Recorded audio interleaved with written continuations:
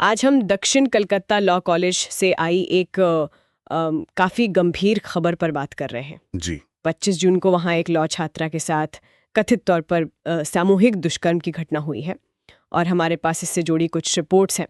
हाँ, मामला बहुत गंभीर है। तो आज हम इन रिपोर्ट्स को देखेंगे, समझने की कोशिश करेंगे कि असल में हुआ क्या, क्या कार्रवाई हुई और इसके पीछे के जो बड़े सवाल हैं वो क्या हैं। बिल्कुल। ये भी सामने आया कि 24 घंटे के अंदर 3 गिरफ्तारियां तो हो गई, लेकिन इसने तुरंत ही एक राजनीतिक मोड़ भी ले लिया।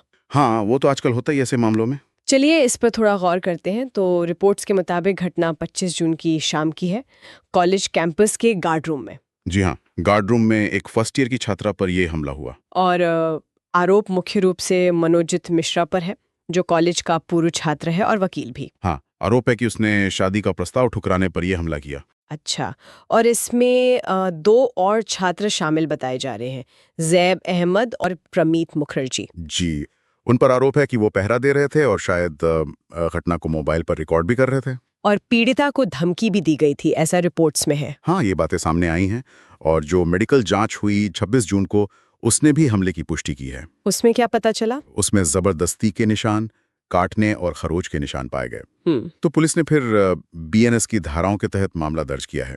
कौन सी धाराएं हैं ये?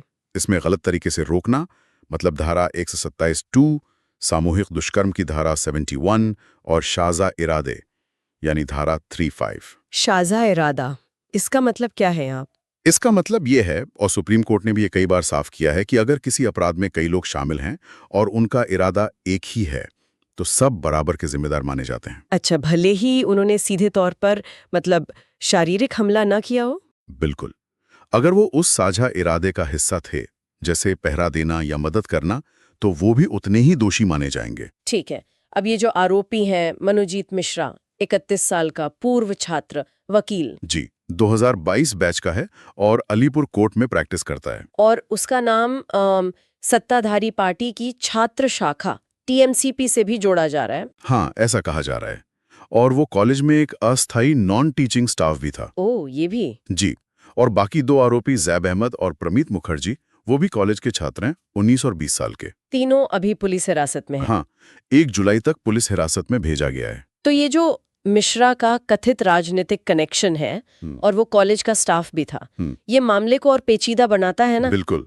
एक तरफ ये राजनीतिक एंगल है, जिस पर टीएमसी का कहना है कि उनकी कॉलेज इकाई 2022 से सक्रिय ही नहीं है। अच्छा। दूसरी तरफ ये तथ्य कि मुख्य आरोपी वकील है, पूर्व छात्र नेता रह चुका है और कॉलेज का कर्मचारी भी था, ये कई गंभीर सवाल खड़े करता है। भरोसे के पदों का दुरुपयोग, संस्थागत सुरक्षा में चूक। हाँ, ये वाकई चिंताजनक है। अच्छा, अगर प्रतिक्रियाओं की बात करें तो पुलिस ने तो तेजी दिखाई। जी, कोलकाता पुलिस ने 24 घंटे में गिरफ्तारियां की। कॉलेज की जो उप प्राचार्य हैं, उन्होंने भी मिश्रा के अस्थायी कर्मचारी होने की बात मानी है और सख्त सजा की मांग की है। और राष्ट्रीय महिला आयोग ने भी? हाँ, एनसीडब्ल्यू ने खुद मामले का संज्ञान लिया है, 3 दिन में रिपोर्ट मांगी है और पीड़िता की मदद सुनिश्चित करने को कहा है। लेकिन राजनीतिक प्रतिक्रियाएं काफी तेज रहीं। हाँ, वो तो अपेक्षित था। भाजपा नेताओं ने फौरन इसे पश्चिम बंगाल में कानून व्यवस्था की विफलता बताया। उन्होंने मिश्रा के टीएमसी कनेक्शन और आरजीकर वाले मामले का भी जिक्र किया शायद। जी हाँ, वो पिछले साल अगस्त 2024 का मामला, जहां आरजीकर मेडिकल कॉलेज में एक ट्रेनी डॉक्टर का बलात्कार और हत्या हुई थी, उसे भी इससे जोड़ा गया। और टीएमसी का क्या कहना है? टीएमसी ने घटना की निंदा की है, पुलिस की कार्रवाई की तारीफ की है और उन्होंने अपराजिता एंटी रेप बिल का जिक्र किया है, जिसे वो लाना चाहते हैं। अपराजिता बिल, ये क्या है? ये कैंपस सुरक्षा को लेकर एक प्रस्तावित बिल है, लेकिन शायद राजनीतिक वजहों से अभी तक लागू नहीं हो पाया है। अच्छा, लेकिन टीएमसी की एक सांसद की कोई टिप्पणी भी विवादों में आई। हाँ, उनकी एक टिप्पणी थी बुरी संगत को लेकर, जिस पर यह आरोप लगा कि वो कहीं न कहीं पीड़िता को ही दोषी ठहरा रही हैं। इससे काफी विवाद हुआ। और छात्र संगठनों ने भी विरोध किया है। जी, कई छात्र संगठनों ने विरोध प्रदर्शन किए हैं। तो साफ है कि ये घटना तुरंत एक बड़ा राजनीतिक मुद्दा बन गई। ये आरजीकर वाली घटना के बाद होना पश्चिम बंगाल में कैंपस सुरक्षा पर सवाल तो उठेंगे ही। बिल्कुल।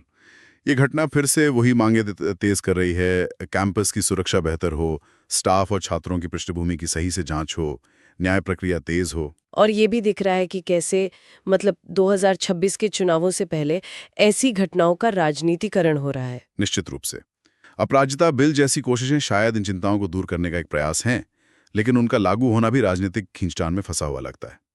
तो कुल मिलाकर देखें तो ये एक बहुत ही गंभीर घटना है। ये कैंपस सुरक्षा की कमियों को उजागर करती है और ये भी दिखाती है कि कैसे ऐसी घटनाओं पर प्रतिक्रियाएं जटिल होती हैं और कैसे तुरंत राजनीतिक रंग ले लेती हैं। हाँ, और यह हमें एक बुनियादी सवाल पर सोचने को मजबूर करता है। जो तत्काल ज़रूरतें हैं, न्याय मिले, सुरक्षा बढ़े, उनसे परे हटकर अगर सोचें, तो वो कौन से गहरे सामाजिक या संस्थागत कारण हैं जिनकी वजह से हमारे शिक्षण संस्थान जो सुरक्षित माने जाने चाहिए, वो भी ऐसी भयानक हिंसा के स्थल बन जाते हैं। खासकर तब जब इसमें वो लोग शामिल हों जो किसी न किसी तरह के भरोसे या अधिकार के पद पर बैठे हों। ये वाकई एक गहरा सवाल है।